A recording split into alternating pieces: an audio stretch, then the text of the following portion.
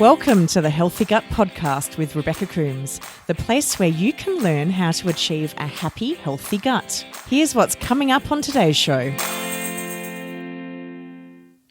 Welcome to episode 100 of the Healthy Gut Podcast. 100 episodes. I actually can't believe it. When I set out to do the Healthy Gut Podcast 3 years ago, it was really off the back of me attending my very first SIBO symposium in Portland, Oregon, and I learnt so much information listening to all of the doctors speak at that conference that I realised that there was just so much power to be shared by sharing knowledge, sharing wisdom with each other. And there weren't any SIBO podcasts in existence at that time. So I flew back to Australia with the very clear intention to start sharing knowledge with other people with SIBO so that they too could arm themselves with that information and start taking their own health into their own hands and really becoming advocates for their own health journey. And so it's quite fitting that today we almost circle back to where I started and we talk all about food. The very first thing that happened to me when I discovered I had SIBO was that I was told I had to follow a SIBO diet. And as a foodie, as someone who loves to cook and loves to eat, that was a really overwhelming prospect, particularly because I was given a handout of the biphasic diet in its original form. It has gone through some updates since then. And I was told, follow this list and you'll be eating like this for at least 3 months, if not longer. Now, when you're handed a list and you think, oh my gosh, what am I going to do? How am I going to eat like this? It can be really, really overwhelming. And I knew that if I was overwhelmed, and I'm a really confident cook, I love creating recipes. I actually love the challenge of coming up with a dish from scratch, just with ingredients I've got to hand. So if I felt overwhelmed, the person who isn't confident in the kitchen must have been totally freaking out. And so that's why I wrote the world's first SIBO cookbook, SIBO Summer Cookbook, and then went on to write a couple more SIBO cookbooks.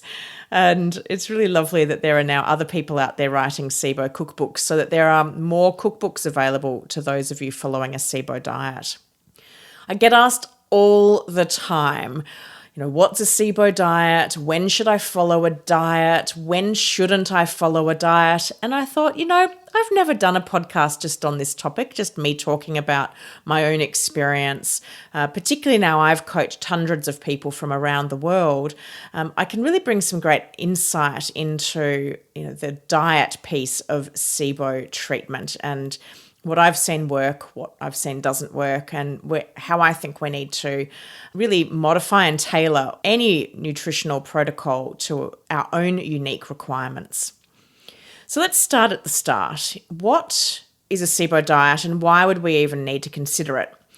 Well, if we think about SIBO being an overgrowth of bacteria or archaea, if you've got intestinal methanogen overgrowth, and that bacteria or archaea is living in the wrong spot. It's living in the small intestine.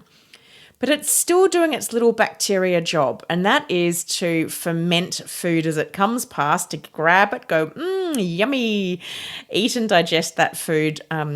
That's its job to do that, and in turn create gas as a byproduct of the fermentation of that food. And yet when it's living in our small intestine and it's set up camp in the wrong camping zone, then it's still doing its little bacteria job, but just in the wrong place. And so we get these terrible symptoms. Some people have mild symptoms, some people have excruciating and debilitating symptoms. But we're still getting this bacteria producing this gas, which causes a whole heap of problems. So what we're wanting to do through the diet and also other killing phase treatments is we want to reduce the amount of fuel that the bacteria has to consume, but we also want to kill it. We want to get it gone and move it along and help rebalance the small intestine and the large intestine so that our colonies are in a much kind of better state, that we've got a better balance of the little critters that are living there, and that our gut lining can also heal.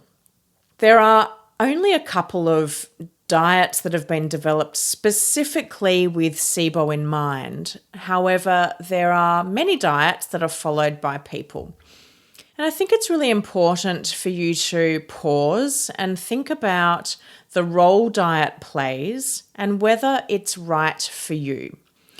I probably say this, 50 times to 100 times a week with my coaching, through my group sessions, through my 5-week challenge group sessions, for instance, and just through conversations I'm having on a regular basis. SIBO and the SIBO diet does not cure SIBO. I'll repeat that. A SIBO diet does not cure SIBO. It is there to help calm down our symptoms. It's like pouring gasoline on an already established fire. So let's think of a big bonfire. We've already got the fuel there where it's already burning, and yet if we throw some gasoline over the top, it just kind of makes it bigger, makes it worse, makes it a more intense fire. And that's what food is doing to our symptoms. The SIBO is already there. The failings have already occurred in our small intestine. Food hasn't done that. But if we go and eat a really high sugar or high carbohydrate diet, then we're just adding that fuel to the fire. We're just allowing there to be more fuel for the bacteria to make our symptoms worse. And that's why we look to temporarily, in a very short term, restrict those easy fuels, that easy carbohydrate load and sugar load from the gut so that the bacteria don't have as much fuel to digest and to work with. But SIBO is caused by a motility issue. So that means the small intestine does not work well enough to push the food and the matter through and onwards into the large intestine. It can also be a structural issue. So structurally, something has changed. The anatomy of the intestine has changed, and that can be through adhesions. You might have had surgery, that you might even have an accident or an injury that has occurred to cause damage to the structural integrity. And then there's a lesser known issue like a frank immune deficiency disorder where the immune system is just completely out of sorts and it's not working. But I see in my coaching practice that it is structural or it is the motility of the small intestine. And I have people say, oh gosh, I went out and I had burgers and fries and my SIBO came back. No, it didn't. The burger and the fries did not make your SIBO come back. I bet you already had your SIBO there. What it did do, though, is it poured gasoline on the fire. It exacerbated the symptoms to a point where you felt them, and then you're like, oh gosh, my SIBO's returned. Well, it returned because the underlying cause or causes have not been rectified, either because they can't be or because you haven't yet identified what they are, or your practitioner and yourself are still working through them, and the underlying cause or causes is still present and it's still allowing the slowness, the sluggishness, and the return of that overgrowth of bacteria to occur. Food literally just makes us more aware that it's there, because if we eat a carbohydrate meal, a high carbohydrate meal, we feed the bacteria do their little bacteria job, they produce gas, we then go, oh, I'm so bloated and I feel terrible, and then we're aware of the symptoms. So is a SIBO diet good for everybody? Well, the answer to that is no. And there's a few people that should perhaps focus on other aspects rather than going into a SIBO diet. And a really important community of people who need to be quite honest with themselves and their practitioners are those who are disordered in their approach to food, either through a recognised eating disorder Or perhaps no one's ever identified that you are disordered in the way you approach food, but perhaps you recognize that you use food in a very controlling manner. Food can be used as reward or punishment.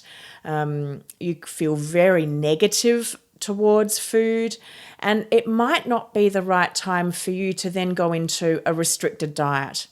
That restricted diet might exacerbate that negative relationship you already have with food. And so it's really important that you're honest and aware of what's going on with you psychologically, because what I do see, sadly, all too often are particularly women, but some men as well, that they have gone into a restricted diet, they've taken it to the nth degree, and then they're stuck. And they're even more terrified of food than they were when they started. And the process to bring food back into their diet is really hard. And when we remember that the SIBO diet does not treat SIBO, perhaps a person that is struggling with food and their relationship with food would be better off focusing on a killing phase and a gut healing protocol and perhaps some psychological support than worrying about whether they've had 1 asparagus spear or 3 asparagus spears. Now, I speak from experience in this. I come from a disordered eating background. I had bulimia as a teenage girl, and it was only actually in very recent times that I went, oh, I think I have got a disordered approach to food. If you'd like to learn more about eating disorders and disordered approaches to food, check out episode 71 from season 2. I interviewed Diane Ryan about this subject, and it was actually that interview when I had my light bulb moment and went, oh my gosh, I'm really disordered when it comes to food. Food is punishment, food is reward, food is if you're a good girl or a bad girl and everything in between.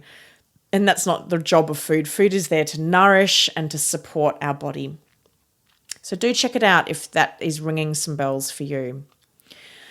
I also encourage you to seek out the support of a qualified and experienced psychologist or counsellor or a psychiatrist who deals specifically with eating disorders and disordered eating. If this is triggering for you and you're like, this is me, please get the support. That's what I've gone and done, and it has been enormously helpful to help me reestablish a better relationship with food. And sometimes what we need to do is step away from the diets, step away from food lists, step away from counting foods and measuring foods and writing about foods and all the rest, and having a break from all of it. The other group of people who may not be best on a SIBO diet are those people who are severely underweight. Because going into a restricted protocol is restricted, as the name suggests, and it may actually be more beneficial for them just to eat what they can eat, and perhaps to work with somebody who is more skilled in helping their gut recover from perhaps suspected food intolerances or sensitivities, chemical sensitivities. We see that very commonly with SIBO folk. Things like amines, histamine, salicylates, oxalates, etc. And there may be more benefit from working with someone who can help your body calm down from this intense reaction to food rather than you just going on to a different SIBO diet. Now, take a listen to episode 97 with Sandra Tengay. I talk all about this subject. She's somebody that specialises in food sensitivities, food reintroduction, and she can really help guide people like yourself back into eating a broader diet. So given that a SIBO diet does not treat SIBO, what does? Well, take a listen to episodes 83 and 84, where I interviewed Dr. Alison Siebecker about hydrogen-dominant SIBO and methane-dominant SIBO, or IMO as it's now known. And she goes through the treatment options that are suitable for those two types of SIBO. And that's where you can learn all about, the best ways to treat this condition. Diet is very much therapeutic support. It's there to help you feel good or feel better while you treat the SIBO, bring the overgrowth down, and then ideally get to a point where you're able to eat a lot more food. A SIBO diet is intentionally a short-term solution. It is very much a band-aid. It is not designed to be followed for life. And at the most, a SIBO diet should be followed for a maximum of 6 months. And I know that for some of you who are listening, you're like, oh my gosh, I've been doing this for 4 years or longer. 6 months is the maximum amount of time we should be following this diet. The reason for that is that these diets are restrictive in nature, specifically to restrict the fuel of the bacteria in the small intestine. But guess what? It's also restricting that fuel and the fuel load for the bacteria in the large intestine. And that's where we have trillions of bacteria who are desperately wanting food. And what we don't want to do is inadvertently starve out colonies of bacteria in the large intestine, sometimes making them go extinct, and then being in a worse position because we have not fed the rest of the body well enough during our SIBO treatment phase. When I went through my SIBO treatment, I did not think about my large bowel. I was fixated on my small intestine. I didn't think about the diversity of the bacteria living within my body. I just thought about these damned bacteria that were overgrown in my small intestine and the cause of all my gut issues. These days, I take a very different approach. I actually take a whole body health approach. I try not to do SIBO treatments unless absolutely necessary. And I might do one treatment maybe once a year when my relapse occurs and if I find my symptoms get really bad. The rest of the time, I am eating for health. So I'm eating for diversity. I'm trying to eat as many different plant-based foods as possible. And I'm eating for my broader microbiome.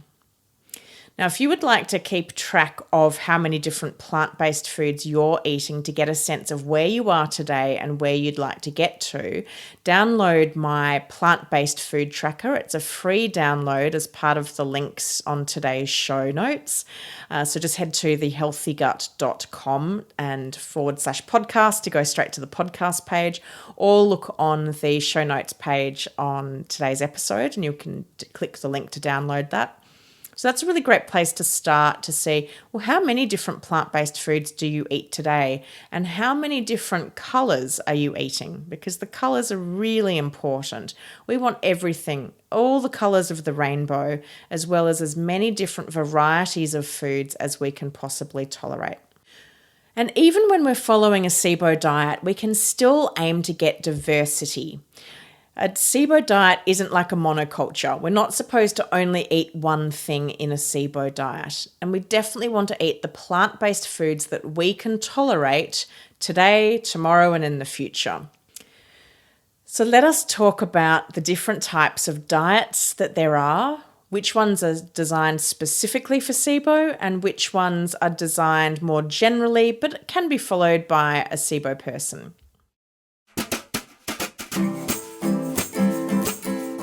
That's a good question, hey? I've got loads more just like this coming up after this break. We'll be back in a moment.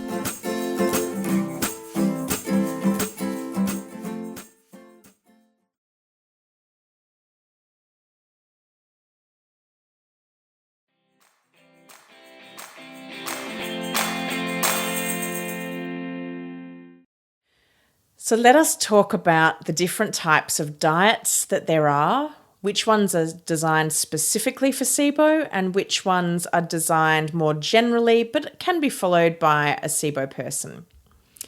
And if you'd like to see all of this written down, I've also got a really useful blog on my website around the best diets for SIBO. So head to thehealthygut.com /blog and you'll be able to see it there. And again, I've got that linked in my show notes. Dr. Alison Siebecker, one of the leading SIBO doctors, developed a food list, the SIBO specific food guide, as a direct response to the fact that she'd been working with patients, many patients, and often she dealt with the more complex or chronic cases where people were really struggling with food. So she took the low FODMAP diet and combined it with the SCD diet, this specific carbohydrate diet. And then she put it into columns. So what was the least likely offender, that went into a green column, through to something that was perhaps a little bit more moderate, and that was in an amber column, through to a more challenging food, which is in a red column. Now, don't let that traffic light system make you think you can never eat a red food, or that you can't eat a red column food when you're on a SIBO diet. You can. And there are many people that can totally tolerate those foods without symptoms. That color code is really just your guide of where to start, and particularly if you're in a really big flare, to hang out with the green column foods more than you do with the red column foods, and then to test and measure how your body responds to the amber and the red column foods, because they're higher in fermentable carbohydrates and perhaps a little bit more challenging for the average SIBO person. Dr. Narala Jacoby then took Dr. Alison Siebecker's protocol and turned it into the SIBO biphasic diet. Dr. Jacoby is German from descent, and she loves rules and regulations, and so she wanted to have a bit more structure to the diet.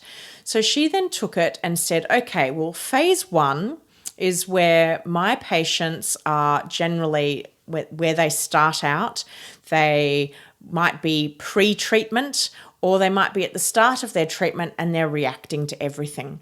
And then she divided phase 1 into 2 parts. There's the restricted phase, and then there's the semi-restricted phase.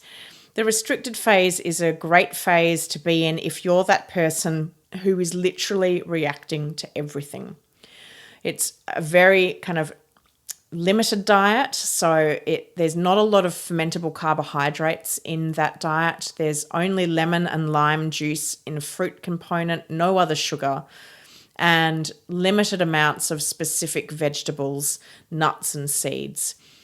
It's a great place to go as well if you find yourself having a big flare, so you can go back to the restricted phase, do that for a few days, let everything calm down, and then expand the diet again. And when you feel like there has been some improvement, now it doesn't need to be 100% improvement, you might say, I'm about 40% improved from where I was. That's a great time to move into the semi-restricted phase of the diet. And that's where you incorporate some low carbohydrate, low sugar fruits. So it's so exciting. Things like strawberries and raspberries and blueberries come in. Specific quantities of other fruits like half a banana per serve, a quarter of an avocado, for instance, and just some increased quantities of other ingredients come in. And then again, once you feel like you are a bit more improved, again, you're not looking at 100% resolution of your symptoms, but just an improvement, then you can move into phase 2 of the biphasic diet. And that's where you have a higher carbohydrate load, some other grains are incorporated, a little bit of alcohol is added in at that time, some aged dairy in things like pecorino and Parmesan cheese. And it's a really great place to get to. It's also a stage of the diet that is commonly used by practitioners when somebody is in the treatment phase. The theory being that if we eat a little bit more broadly with our carbohydrates, we're not starving out the bacteria. They're still being active little critters, and they're more susceptible to being killed by the SIBO treatment protocol. Now, the biphasic diet has also been designed so that phase 1 could be followed for 4 to 6 weeks. Phase 2, again, can be followed for 4 to 6 weeks with a maximum of 6 months on the protocol. It's the diet I followed when I first did my SIBO treatment, and it's what I've written my cookbooks based off. really liked it because I really like structure and I like rules and I like to be told what to do, when to do it. And I just liked the fact that I could look at the list and follow it. Then the third SIBO diet that's been designed specifically with a SIBO patient in mind is the low fermentation diet by Dr. Mark Pimentel. Now, this is the most relaxed diet out of the three that I'm talking about in this category. Dr. Pimentel does allow for things like white bread and some gluten and dairy on his protocol. And so that can often seem quite strange if you've been following a much more restricted diet. I would say with the low fermentation diet that works well for the person who has mild symptoms, who is wanting more freedom and flexibility with their diet, who perhaps hates being told what to do. They want to be able to choose the food. And it's more of a guideline rather than, here's a list of foods and follow that. But again, it's designed to be a short-term therapeutic support to help calm your symptoms down. So which one would you pick? Well, it's really up to you. I always say to my coaching clients, where do you feel drawn to? Look at all three of those diets, and I've got links to all of them in the show notes so that you can go and check them out. Check out those diets and see, does one feel like it resonates more with you? Do you feel like, oh my gosh, that does not suit me at all? You will probably feel like you're more compelled to move towards one or two of those diets than the other. And there's no right or wrong.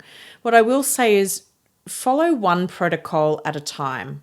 Don't try and blend the low fermentation diet with the biphasic diet, with the low FODMAP diet, with the fast track diet, because you will literally drive yourself insane. And I tried to do it myself, so I speak from experience in that regard. Just pick one diet and stick with it. See if it works for you. You'll know pretty quickly if it's giving you results or if it's not. If it's not, put it to one side, look at one of the other diet protocols and follow that. Now, with all of these diets, they are intended to be a guideline. You will probably look at some of the foods that are listed and think, I know I react to that. You don't have to eat the food that's listed if you know you've got a problem with that food. So eat to what you can. Likewise, there might be something that's not listed that you know you're absolutely fine with. And so in the same vein, if you know you can eat that food, eat that food. Even if it's not listed on the protocol, that's okay. Now, when I say eat that food, I am talking about whole food, real food. I'm not saying go down and have a McDonald's burger and fries and a huge drink of Coca-Cola. No, I'm talking about if you can have a pear, even though it's listed as a high FODMAP food and you've got zero symptoms from it, enjoy the pear.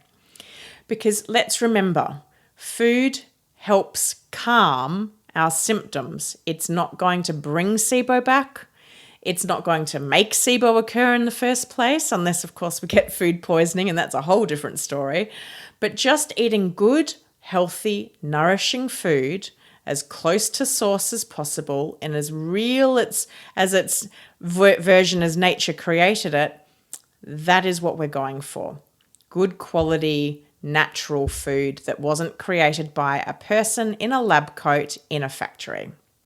So there we have the three diets that have been developed specifically for SIBO. And from the biphasic diet, we've also got the newer versions, which is for vegetarians, and then also a histamine protocol as well. So they're great for people that are avoiding animal protein and those who are having histamine challenges. But those diets have all been developed specifically with SIBO in mind. So what are some of the other diets that people follow that aren't specifically for SIBO but might actually provide some support? Well, the first one, and probably the most commonly followed diet, is the Low FODMAP diet by Monash University, my fellow Aussies here in Australia from Monash Uni.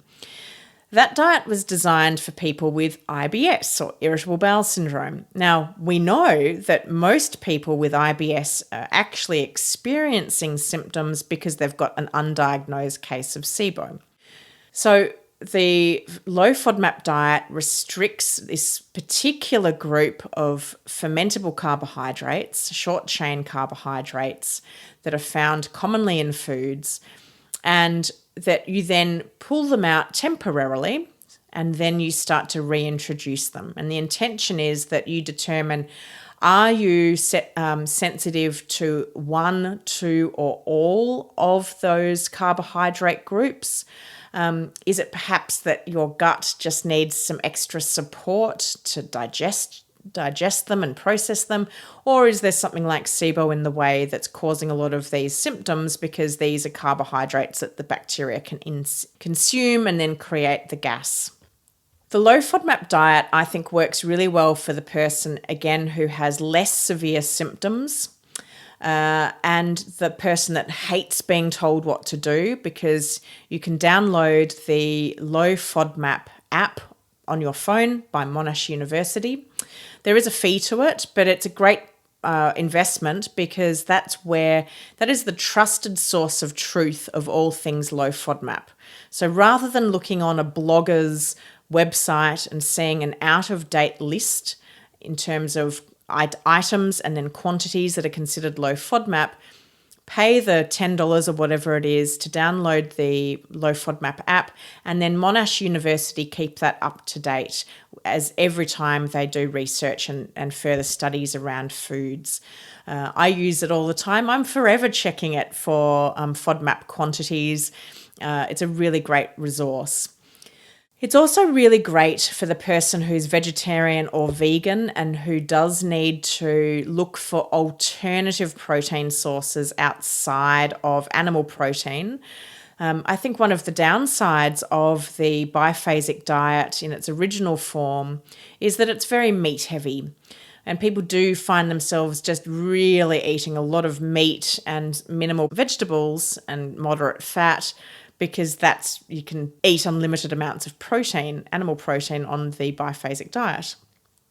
Whereas if you're vegetarian and vegan, that's really challenging. And I'll let you in on a little secret, guys. I'm currently writing my next cookbook, which is all for SIBO, people who are vegetarians and vegans. Hooray! So that's coming out in the near future. If you'd like to know more about my SIBO for vegetarians and vegans cookbook, by all means, drop me an email and I'll happily keep you in the loop when that book is available. So send me an email at rebecca@thehealthygut.com. So the low FODMAP diet, I think, can be really great. There's a lot more resources available on just general low FODMAPs and low FODMAP cookbooks and recipes and blogs and all the rest. So that can be a great place to start if you just don't know what to do. The low FODMAP app uses a traffic light system, so it can also be a great way for you to gauge, what's my personal threshold with the FODMAPs. Do I have to just stick within the green section? Can I challenge myself to use some of the amber coloured quantities or food items? And then when it comes to reintroduction of foods like life beyond SIBO, then looking at what are those classifications in the red zone that I can actually tolerate. The GAPS and the SCD diet can also be used by people with SIBO. I think they can both be beneficial, but they're not designed specifically with SIBO in mind. So there are pros and cons to using them. I think if you're just starting out and you want something to as a pinpoint, sure, you could try them. They do reduce the carbohydrate load. The GAPS protocol particularly can be useful if you're wanting to take your whole family on the journey and a gut healing journey. And it can also really help children where there might be a brain-gut connection, like kids with autism or some behavioural issues that is related to food. But I will always say, get the gut assessed. Find out what's going on at the core root of gut issues rather than just trying to mask with food. But eating a whole food, real food diet is always going to be beneficial for everybody, no matter what the underlying issues are underneath. The fast-tracked diet is another really interesting diet protocol, and that's by Dr. Norm Robillard. Now, that diet was developed by Dr. Robillard specifically after his own experience with years and years of debilitating reflux and heartburn where medication just wasn't working. And he went and studied the fermentation potential of a whole range of different foods and realized that the higher the fermentation potential, the more likely it was that he would experience this debilitating heartburn. So he came up with a theory around keeping your fermentation potential daily points, accumulating the points that you eat in your food across the day to a certain level, then can help calm and reduce some of these really debilitating symptoms. Now, he has worked since developing this protocol with SIBO patients and has told me that he's actually seen some great recoveries from those really horrible digestive symptoms as people have moved to a low fermentation or the fast-tracked diet specifically. I've also got an interview with Dr. Norm Robillard, which I really recommend you take a listen to. It's all the way back in episode 18, back in season 1. So scroll back through my podcast feed. But it's really interesting to hear about the protocol, how it works. And if you're someone that suffers from LPR or heartburn or reflux, then I strongly recommend you check that one out as well. And Dr. Norm Robillard has also written several books, which you can find on Amazon. And then there's other broader, kind of, I guess, more general ways of eating, such as the carnivore diet, a ketogenic diet, a paleo diet, a gluten-free diet, a dairy-free diet, a whole foods diet. All of them can be useful, particularly if your SIBO symptoms are mild. What I'd say about the carnivore diet is I know people that go on to that because their symptoms are really bad. Now, like I said before, get to the core root. Why are your symptoms so bad? Why is your gut failing so much to allow those symptoms to become such a problem for you? What I don't want is for you to get to a point where you can never eat a plant-based substance again, because you actually haven't solved the problem by only eating a meat diet. And you are starving out such important bacteria by not fueling them. And you can actually overfeed some of the less desirable colonies by having too much animal fat and too much protein. Our bodies really do enjoy a good diversity. And you know, if we think about it in the sense of farming, like a monoculture crop is really bad for the environment, whereas a nice, healthy rainforest with thousands of different species is so much better for the planet, and it's what we want to achieve in terms of diversity in our gut. And we can get there, and we can help it achieve that by feeding our microbiome a nice, diverse range of food. One of the side effects of eating for a SIBO diet can be really reconnecting with your body, learning what are the signals that you get after eating food, how do you feel after eating food, and really watching yourself develop and evolve as you can start to bring food back in. And that is such an exciting time. My food and mood diary is a great place to start, particularly if you're feeling quite confused over, I don't know what I'm eating, I don't know if it's causing me issues. So click the link in the resources section, because you can download that. It's a PDF download. You can print it out and scribble all over it. You can write in it in a PDF viewer like Adobe Acrobat PDF. And it's a great way to track what you're eating and then how you're feeling. And it's one of the things that I really loved about my own experience, you know, in those early days with SIBO. I finally connected what I was eating and how I was feeling. And now I've got a really improved relationship and a two-way dialogue between my body and myself. So we've talked about a SIBO diet.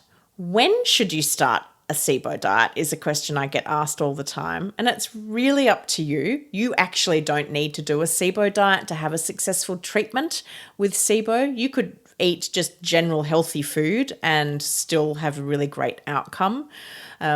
When I relapse with SIBO, because that happens about once a year, I generally don't go into a SIBO diet unless I'm having a really big flare. I'll temporarily, like for a few days to a week, pull back on foods, and then I'll just go back to eating broadly, healthily, and as many foods as I want. So it's your choice between you and your practitioner as to whether you follow a SIBO diet.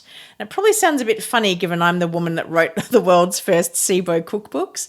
And I think it's important we have good, healthy, wonderful, delicious recipes when we want to eat in a SIBO way, but you don't have to. So you can follow the SIBO diet during treatment. Just make sure you're getting enough carbohydrates in so that you're not starving out the bacteria and putting them inadvertently into a hibernation state. We want them to be active when we're trying to kill them. They're more susceptible to being killed if we're feeding them and keeping them happy little critters. And then after treatment, that can be a really exciting phase. That's where it comes into that food reintroduction and rediscovery phase. The goal is to get you eating as broadly as possible. Now, that doesn't mean to say that you go out on day one, straight after your SIBO treatment has ended, and go and eat the smorgasbord at your local restaurant. I work with my clients on a very slow and steady and methodical approach to bringing food in. We often start with what do they want the most? Like I said to them, listen to your body. Where are your cravings? And they might say, I really want to be able to eat cauliflower. I haven't been able to eat cauliflower for a while. And I'll say, great, let's start reintroducing that. And we'll start small.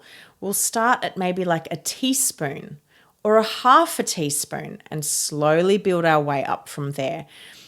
You might not be able to start at a full portion size when it comes to just starting to reintroduce foods, and that's okay, because even a half a teaspoon is enough to trigger the body and to be like, oh, there's this new food I haven't had for a while. It's kind of making the digestive enzymes be like, oh, we don't know how to work with you. We've got to get back on track with this. It's feeding the bacteria in the large intestine. So it's still doing a job at re-engaging the body to get on with the program, which is to be able to tolerate this new food. Now, it might take you weeks, even months, to get to the point where you ultimately want to get to, but it does not mean you won't get there. And I really encourage you to listen to last week's episode with my wonderful coaching client, Leslie, who shares how one of her goals was to be able to eat out at a restaurant.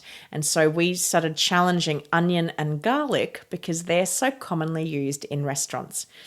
And I'll let you know, guys, I can eat onion and garlic so easily now. I can even eat it raw. And for many of you, that will just seem like the most impossible thing ever, but it is possible. You can eat those more challenging foods once your gut is healed or healing and your body is in a much better state to be able to accept those foods. So I hope that gives you hope that there is light at the end of the tunnel. And if you need help with your diet, obviously that's one of the services that I provide as your SIBO health coach. And I regularly work with my clients around that food reintroduction phase, developing recipes and meal plans that are specific for them so that they can, get the support that they need at that one-on-one level. So if you'd like to know more about my SIBO coaching services, or even if you'd like to join one of my 5-week challenge groups and we dive all into SIBO nutrition, we spend a whole week talking about food, then just head to thehealthygut.com and you'll be able to learn more about my one-on-one coaching and also my 5-week challenge. And coming up with my next round, we're currently in a round, and then I've got a new course starting, and we're going to be focusing all about the holiday season. And that's so that you can enjoy Thanksgiving and Christmas and any other special holidays that you celebrate at the end of the year and eat delicious, wonderful food that is going to work for your gut, because it's really important that when we get together with our families, it's been a really tough year this year. I want you to be able to enjoy a really lovely array of food as well. So there you go, guys. There's my information all about SIBO diets. What is a SIBO diet? What isn't a SIBO diet? I hope you found our 100th episode of the Healthy Gut podcast useful. We're almost at the end of our season 3. I can't believe it has almost come to an end, and we take the season out as we started it with the wonderful Dr. Alison Siebecker in our final season episode next week, episode 101. So I do hope you tune in next week for that episode with Dr. Siebecker. If you would like to see it recorded live, we're actually going to be recording that on the Healthy Gut Facebook page this Friday or Thursday evening if you're in the US. So make sure you follow the Healthy Gut on Facebook so that you can see the notification for when that event goes live. I look forward to bringing season 4 to you sometime in 2021, and I look forward to bringing our final season episode to you next week.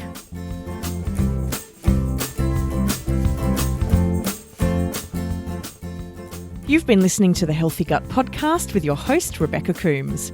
To learn more about the Healthy Gut or our podcast, head to thehealthygut.com/podcast. We would like to thank Red Lemon Productions for the production and original music score of this podcast. To find out more about their services, head to redlemonproductions.com. The Healthy Gut podcast is a production of The Healthy Gut. Thanks for listening.